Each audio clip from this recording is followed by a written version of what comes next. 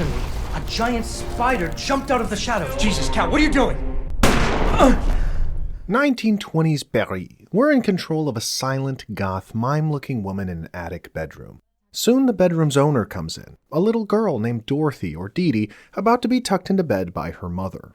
My mommy's coming. You better hide, or she's gonna catch you. Okay, sweetie. Night-night. What are you looking at? I don't think she can see you.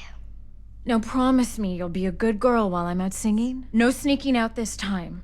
I'll get in trouble. I promise. Mommy, is Daddy ever coming back? I don't know, honey. Maybe someday when he's ready. But don't you worry. Mommy always comes back. A lot's going on here. Dee Dee has a tendency for sneaking out, her mother is a singer, and her father is out of the picture, but what happened to him? Why is her mother a shadow person and can't see us, and why does she have Jessica Rabbit proportions? How about, who are we? One of Dee Dee's drawings suggests we're the shadow person and our name is Dawn, or Don, depending. But why can Dee Dee see us? Are we an older version of Dee Dee reminiscing? Are we an imaginary friend? Something supernatural maybe, a guardian angel or sleep paralysis demon? Complicating the question further, after Dee Dee immediately disregards her mother and sneaks out, is our ability to shift into a shadow to traverse obstacles. Every other character appears as shadows. The world is muddled, hazy, and in a few areas warped. Is this a memory, a dream, or something else entirely? My name is Harvey Bodega, and welcome to Contrast. You may be familiar with Compulsion Games from the reworking and buggy release of their ambitious 2018 title We Happy Few, and subsequent purchase by Microsoft. Prior to all that, Compulsion was an indie studio founded in 2009 by ex-Pseudo Interactive and Arcane Studios producer, I believe pronounced Guillaume Provost. While initially contracting out services, Compulsion refocused on a debut title, Contrast, a noir platformer puzzle title released in 2013. While I couldn't confirm if it was a financial success, reviews were mixed, mostly focusing on the puzzles, environments, and story, but disagreeing on if those aspects were negatives or positives. For me, well, I'm a sucker for experimental gameplay, obscured reality storytelling, unsure characterization. I want to be wondering who, where, and when I am, what is real, and what the heck is going on. Contrast certainly kicks off that way, while eventually answering a lot of questions. The art direction is striking, combining influences like noir, cabaret, belle époque, art nouveau, and arts décoratifs, commonly known as Art Deco, but I'll reductively summarize the style as very French. A more relatable comparison is a starkly lit BioShock game, as it's set in a similar era, a bleak Art Deco setting, you're following around protecting or being terrorized by a little girl, with similar realistic adjacent cartoonish aesthetic. That said, Contrast tells a smaller, more intimate story, only gazing at the world through a dreamlike, shadowed perspective. Frankly, the whole presentation feels really smart in minimizing the hallmarks of an independent studio.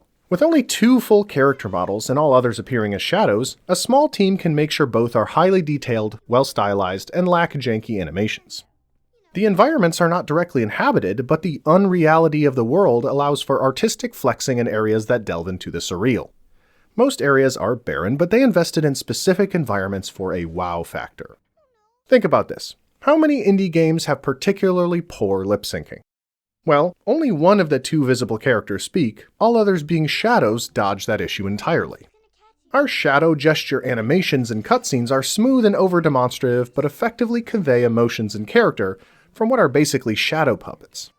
Let me be clear, I'm not being reductive or looking down on these decisions to dodge the more finagly aspects of visual presentation. It feels like an effective blueprint for an indie studio trying to punch above its weight class. All of these decisions are justified in lore and not overutilized, and the 2 character models we do see are good. Dee Dee looks like the protagonist of a spooky animated movie for teens. Think some crossover between Coraline, that vampire girl from Hotel Transylvania, and the redhead from Monster House. While being cartoonish and stylized, Dee Dee sells the basic, unremarkable aesthetic of a troubled little girl. Dawn, on the other hand, has a design I feel would be much better received today than in 2013, and I'll need to wade into the dubious waters of internet culture to explain why. First, not that I know anything about fashion, she's wearing some shit Taylor Swift would probably wear. Second, she's a bit goth, and the 90s and Y2K are back in style. Lastly, although Dee Dee specifically calls her an acrobat, I want to be a dancer when I grow up. Or an acrobat, like you. Dawn is dressed like a mime or clown, and as much as the internet appreciates a goth look, people lose their minds over a clown girl, especially in video games. Harley Quinn is an easy example, but how about that one from Ace Attorney? Lola Pop from ARMS, or even fucking Pomni? The internet simply cannot be trusted with such characters. Please don't horny post Dawn, all I'm saying is her design seems to have stylistically aged into vogue. As for my specific opinion, I appreciate that she's stylized but not overly so. She comes off as melancholic and subdued, and on top of her drab color scheme, she doesn't speak. She seems so somber that when she has to wear a dress-up princess hat at one point, I laughed out loud as it seemed so out of place on her. I like Dawn's design, but it makes me dislike this marketing image even more, probably the most common one that was circulated at the time. What is this shit-eating grin? Dawn doesn't smile, especially like she's seeing you walk into the bathroom where she just took a shit. Wanna come to a club where people wee on each other? No. Anyway, while we know the other characters don't have models in games, we do see pictures of them, effective 2D art which helped put a face to each shadow and voice. Speaking of the voices, they're excellent. All 4 of the actors are Canadian with some sort of credit on an Ubisoft or Eidos Montreal game. Admittedly, the voice we hear the most is the least experienced. Dee is played by Teal Bisforic, man, I'm sure I butchered that, who had a short professional voice acting career in the early 2010s as little girls. Young Sarah Fisher in 2010's Splinter Cell Conviction. I don't like the dark. It's scary. Turn on the light for me, please. Lena in 2014's Watch Dogs. I don't want to go anywhere. I want to go to Pawnee. And Dee in contrast. My mommy's coming. You better hide, or she's gonna catch you. Full speed ahead! All hands on deck! Batten down the hatches! Why can't he get anything right? We're gonna have to fix this one too. Genuinely, she does a great job, allowing you to feel the character's frustration or powerlessness. Her mother is played by Japanese-Canadian television actress Vanessa Matsui, who appeared in small roles on Schitt's Creek, Letterkenny, and The Handmaid's Tale, but probably best individually known for her award-winning web series, Ghost BFF. Could you please go, because I'm just going to the bathroom. Sorry. Okay. You just scared me with it. Yo. Go. Okay, all right. As for video games, Matsui only voiced one other game, Aaron in the less than well-received Thief, 2014. You've never been here before, have you? I'm not sure if she had to sing some of the songs her character does in-game, but she delivers a believable voice to the turbulent and emotional character of Dee Dee's mother. You're a carousel of broken dreams. You keep coming around and around. Never's a big word. Feels like I heard it before. I'm a rising star, right? Did Johnny know about this? Because I'm gonna kill him. Next, stepping into 2 roles, a magician and mob guy, Bruce Dinsmore has the longest career of the cast, with credits dating back to the 1970s. He's best known for voicing Binky Barnes in the Arthur Cinematic Universe. Why? What are you thinking about? Where's Ohio? Though I got a chuckle out of seeing he voiced Nermal in the Garfield show. Are you glad to see me? And Harry in the apparently real and critically panned Yummy Gummy Search for Santa. Hello? What? Which channel? Every channel! I can't believe I haven't seen that Christmas classic, but I couldn't tell he voiced multiple characters, and each are performed well. You're gonna have to give them their money back. What? We're sold out. You haven't paid me. You meet a guy's wife, now he's got a whole new reason to make good. What are you doing here? Who are you? How did you get in? Lastly, the most well-known actor playing the role of Johnny is Elias Toifexis, the Canadian television and video game voice actor who appeared in Star Trek Discovery, The Expanse, and the Blood of Zeus series, but is a regular contributor to Montreal-developed video games, like 2009's Assassin's Creed 2, Buonasera, Vienna. We were just talking about you. 2010's Splinter Cell Conviction, All you can do is kill me. 2016's Far Cry Primal, Shanti, matigri shantir. but most significantly, Adam Jensen in both Deus Ex Human Revolution and Mankind Divided. This is the guy who never asked for this. Enough with the play-by-play. What do you need? He is an impulsive, emotional character to portray in like a 1920s style and does a pretty good job. Boy, you're growing up fast. You used to be scared of the dark. I don't like the dark. It's scary. I'm not gonna let it wreck this time. Promise. Look, I'll get it all fixed. No problem. Consider it done. Beyond the proficient voice cast, the environmental sounds are serviceable, often seeming far away and ethereal, but frequently feeling empty.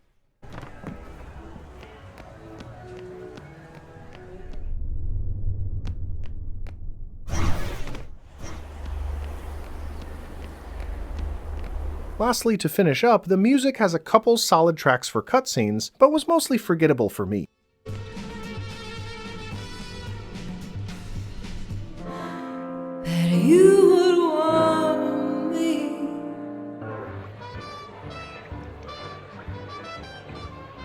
I enjoy Contrast's presentation. It seems an effective way to maximize resources as an indie studio, and it comes together for an effective but occasionally barren-feeling experience. More relevant for the gameplay is the Noir, stark, high-contrast lighting, and that's where the main gimmick comes into play. Dawn can shift in and out of shadowy surfaces if the light is bright enough, giving access to new areas. Standard movement is very simple: run around, interact, jump, and control the camera, as it can occasionally be stiff. Dawn later unlocks the ability to pick things up, somehow still strutting when holding a giant crate, and lastly gets a dash and turns into a goth tracer. I'm already Tracer! Later, Dawn can bring specific items into the shadow world and dash between thin shadows in that form. While it's a cool gimmick, since it starts kind of slow and not the most difficult, it initially didn't feel unique, as 3D platformers with 2D segments is a relatively common trope. Examples that come immediately to mind are several Mario games or Alice Madness Returns, but in contrast, the geometry of the world comes into play. Things start easy, but eventually get more involved with rounded walls, broken surfaces, movable light sources, a few elaborate set pieces, and increasingly surreal environments. My favorite was the carousel, as it was a fast-paced, inventive, transformative, rhythm-based challenge, while several others were more like brain teasers. Contrast, although to a lesser extent, activated the portal side of my brain, where you walk into an environmental puzzle, know where you're meant to go, but have no idea how you're meant to use the game mechanics to get there. After wandering like a dingus and some trial and error, it suddenly dawns on you, and you feel like a smart person. On the other hand, any puzzles that involved overly precise timing were underwhelming, tedious, or frustrating to me. Thankfully, more mundane puzzles often weren't necessary, as they're mainly just to collect little balls of light called luminaries used to power some devices. Honestly, no idea how these are justified in lore, like DD references them so they're tangible, but I don't believe they have a direct explanation and are more to encourage light exploration. Many of the luminary puzzles involved activating a glowing object, which plays a timed silhouette cutscene on a nearby surface you're meant to navigate, providing story significance and a puzzle at the same time. Although these are timed, the additional significance was more rewarding. So movement options and puzzles are pretty good, but there is some jank. Some cutscenes have shadows that disappear at the joints, there's occasional clipping, and much to my delight, Dee Dee briefly T-posed when I approached her in one area. The biggest issue arises with moving shadows, as Dawn's shadow self can behave strangely or get spat out of the shadow world, which can be frustrating if you've already covered a lot of ground. Lastly, dashing between shadows will kick Dawn back into the 3D world if those shadows are too wide. The limit is very specific, and oh boy, for whatever reason, I never mastered this one jump with a spinning object. Anyway, the platforming and puzzling is an interesting concept, and the gameplay is mainly satisfying with minor clunkiness. While the gameplay and puzzles comprise much of the runtime, the carrot that kept me moving was my questions in regards to Contrast's reality. Here's the deal though. Contrast, in addition to being a puzzle game, is also a twist game. Think The Sixth Sense. Knowing the twist recontextualizes the whole experience, and Contrast answers most major questions by the end. If you're interested, go check it out prior to having all of that revealed by some guy with a talking head and hand PNGs. Here's the time to jump forward to for my spoiler-free finishing thoughts. Alright, so the story is told via two methods, cutscenes and collectibles, often found out of order, but I'll organize the information chronologically. We've met Dawn and Dee Dee's mother named Catherine or Kat. But here's Johnny, Kat's ex-husband trying to win her back, Vincenzo, a famous magician, and lastly, two mob cronies. Much of Contrast's first third is getting to know Johnny, an impulsive emotional romantic with bad business sense, but wants to be with Kat and a father to Dee. You get the impression he's really caused a lot of pain by not properly thinking things through, cutting corners and failing in his business ventures.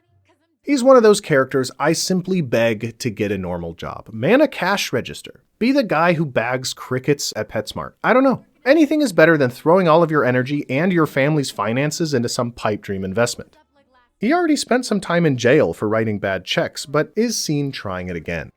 Well, eventually, Kat had had enough and kicked him out, although not telling Dee why he was gone. However, Johnny is back at it, this time looking to make a fortune by investing in a circus. Unfortunately, his habits haven't changed, as the circus is funded by violent mob members and meant to headline the famous magician Vincenzo, who hasn't agreed to perform. Look, if you really cared as much as you say about being a good husband and father and fixing the damage you've caused, then maybe wait until after the investment is successful to try to win her back. Or maybe just bag some fucking groceries. A lot of the gameplay is cleaning up Johnny's mistakes so he doesn't get himself killed. He's desperately trying to be a success, yes, but more so trying to be good enough for himself, for Kat, for Dee Dee, for society at large. I can empathize with that, but being funded by dangerous guys, they force him into introducing them to Kat as a method of intimidation collateral for their investment, making his terrifically irresponsible business sense now a danger to his ex-wife and daughter.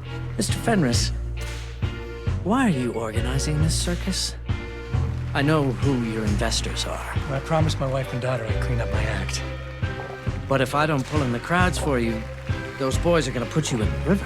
Without Kat and Dee Dee, I wouldn't care much if they did. I find Johnny's sentiment here to be elaborately selfish, as Kat and Dee Dee certainly have stuff to lose. On the other hand, Kat is a cabaret singer who is not present as a parent, focusing on her career and trying to become a star. I'm not one of those secretaries who punch out at 5. I'm a rising star, right? She frequently has money problems, including an eviction notice, and has received several warnings from the Department of Child Services.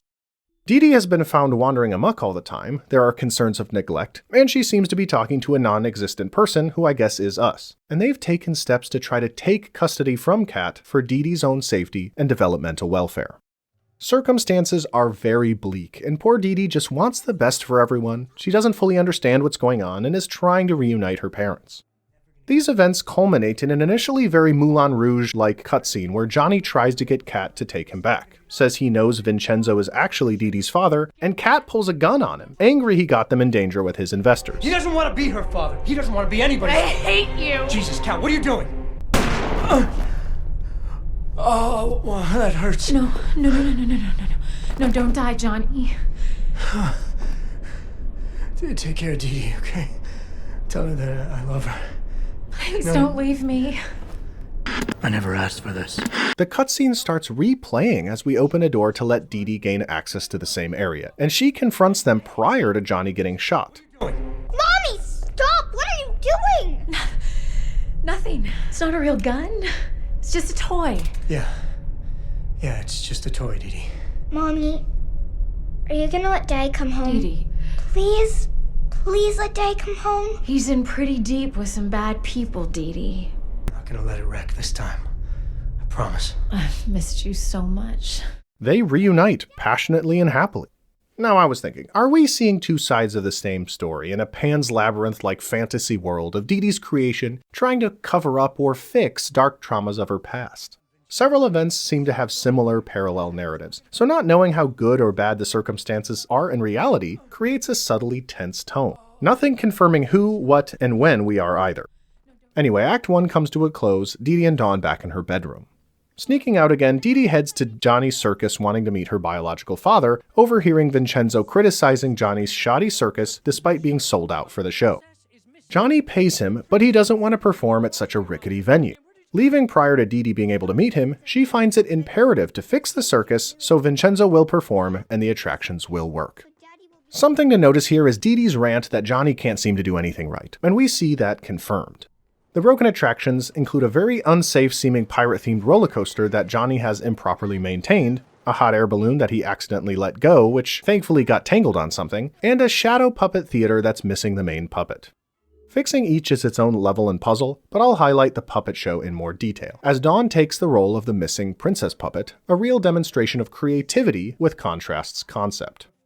The puppet show's plot is a thinly veiled allegory to Kat and Johnny's relationship, involving a knight trying to win the princess's affection by defeating creatures that almost kill him until he's rescued by the princess. It's suggested that the story is meant to end with the princess letting the knight get killed and simply living independently, but Johnny changes it to the knight no longer trying to earn the princess's love and them living happily ever after. Well, after fixing the attractions, Dee Dee wants to meet Vincenzo, so we follow him to his workshop in some sort of steampunk observatory. Seeming more and more like an inventor and scientist than a magician, the puzzles in this section are very creative and involve fascinating machinery, but we eventually catch up to him. He knows Dee Dee is his daughter and wants nothing to do with her, despite her requests to be his apprentice or follow him on tour.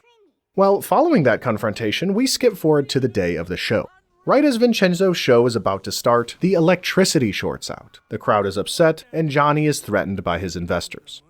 Dee Dee gets an idea to train the lamp of the nearby lighthouse on the stage to light it, and her and Dawn head off.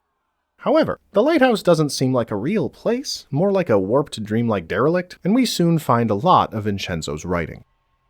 Before the reveal, were we really physically there to fix the circus earlier? Did Vincenzo actually agree to perform? Is this Dee Dee's retroactive cope from her traumatic upbringing? If so, why does Vincenzo still reject her? Still, who is Dawn? We're right about to have mysteries revealed and questions answered, and the nature of reality really captivated me. I felt like it could go three ways. Psychological, like if this was a retroactive cope, a memory, a dream, etc. Supernatural, like if Dawn exists but is a guardian angel, or we're interacting with the ghosts of Dee Dee's lost loved ones, or Dee Dee herself is dead and caught in a loop of her life, etc. And lastly, hard science. If there's a scientific explanation for all details involved. An invention of Vincenzo's, another universe overlapping, time travel maybe. Of these three options, maybe take a second to internally guess. What do you think? While in puzzling to the top of the lighthouse, things get increasingly surreal as we eventually train the light on the circus stage, but learn a lot on the journey. Vincenzo has a strange ability to tap into another universe, obsessively studying the multiverse theory and able to incorporate this other universe into his act. Dawn, on the other hand, used to be Vincenzo's magician's assistant prior to an accident which trapped her in another realm. These details are reiterated when Vincenzo's act properly starts. He speaks about multiple universes, able to make things appear and disappear from that realm, and summons a creature. After the show, Kat and Johnny reunite backstage in the climactic final cutscene by lantern light, where she agrees to take Johnny back as a husband and father to Dee Dee. Johnny basically agrees to not be a fuck-up anymore, and Vincenzo, despite showing reluctance, seems very impressed by Dee Dee's ability in navigating the lighthouse, softening towards the idea of taking her as an apprentice, or even on tour. It's sort of a Mamma Mia moment where they both agree to be father figures for Dee Dee. The camera turns and we see Dawn approaching from behind Dee Dee when suddenly Vincenzo passes three-dimensionally into the shadow world and thanks Dawn. Credits roll, happy ending. Alright, there it is. As I understand it, Vincenzo accidentally lost Dawn when experimenting with the ability to shift in and out of another realm, either in another universe altogether or some place in between. Dee Dee is able to see Dawn due to inheriting some of Vincenzo's ability. All we've done has tangibly taken place, and the world looks dreamlike and weird because we're in some other setting. Moments we see two different outcomes are likely from different universes, but ours results in the happy ending. Other theories include Dawn being Dee Dee from another universe, Vincenzo originating from another universe, or still possible psychological explanations despite these hard science elements. While it's possible I missed subtle details, I don't know if there's enough evidence to confirm these, but Vincenzo being from another universe is certainly the most possible to me. It would explain his technological prowess and multiverse understanding, but wouldn't that mean there's another Vincenzo local to this universe? Where's that guy? Did the other Vincenzo take his place? I don't know, and it's great that there's room to debate theories after all is said and done. As for the hard science multiverse explanation, not a fan. I mean, I don't hate it, and it was subtly referenced from the beginning, but the mystery of the game is the best part, theorizing how everything makes sense. I felt like Contrast's first 85% was a less bleak Alice Madness Returns, and the last 15% was a less established version of Bioshock Infinite's ending, all of which may or may not resonate with you. What really works for me is the surprisingly deep, believable, and intimate characterizations of Dee Dee, Johnny, and Kat. Dee Dee is optimistic, dedicated, and inventive in this somberly broken situation, and we only get a few moments to see her just be a little girl. Something I'm sure many of us have struggled with in our parental relationships, Dee Dee seems to feel an emptiness. Her sneaking out is not wanton rebellion, but loneliness or neglect, and like any child, wants to be close to someone who cares for her. I don't believe this seemingly happy ending resolves that need due to Kat and Johnny's failures. Johnny is really struggling with feelings of inferiority that he tries to alleviate by being good enough in business and with his family. He's overly idealistic to the point of irresponsibility, and I don't doubt for a moment that he did something worthy of being kicked out. This tendency doesn't just go away now that he's had one success. He's fighting to earn self-value from his achievements, too focused on his own self-actualization to be there for his wife and daughter, and those in the circus business do a lot of traveling. I'll say again, endangering his family for an overly risky business venture while saying he has nothing to lose is despicably selfish, but it seems that in his mind, if he's not a distinct success with a happy family, he's nothing. Kat, on the other hand, is similar. She implies it's Dee Dee's fault for sneaking out and misbehaving when she's the one too preoccupied. Like Johnny, she doesn't try to get a more stable job, she's trying to be a star cabaret singer, something that pulls her away from parenting duties and sadly seems to be her first priority. Those CPS letters were sent for a reason, and receiving them didn't seem to change her behavior. My read of this is both Johnny and Kat are willing to risk their finances and presence at home for their own pursuit of self-value, identity, and purpose at Dee Dee's expense. All that analyzing is just my read though, as at face value, the happy ending is exactly as it seems. It's just hard for me to accept so optimistically. Here I can welcome back our spoiler avoiders. And to summarize, while Contrast's twist may irk some people, it's an effective explanation that lacks major plot holes while not feeling directly derivative. Not being a direct rehash is an achievement. Edgy action hybrid games with female protagonists were common, many with a goth style, although Dawn is unique and lacking an exposed midriff.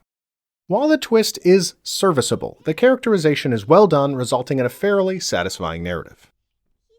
While Contrast's story isn't anything groundbreaking, it pairs with the unique gameplay and stylish presentation for a neat experience appropriate for almost all ages.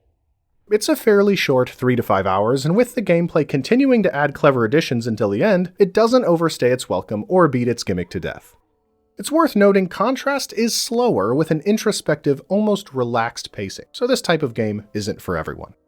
In grading in each of my categories and compiling into a grade, Contrast falls above Forgive Me Father and ties Garage Bad Dream Adventure in the category for genre enjoyers. As much as Contrast is interesting, I wouldn't passionately recommend it to anyone who isn't a fan of character-heavy experiences or creative platformers. That said, if this title really stood out to you stylistically or narrative, it's worth a try on sale. Thank you so much for watching. My name is Harvey Bodega. I'll see you in the next one. Thanks a lot. She had to use magic mushrooms to get high.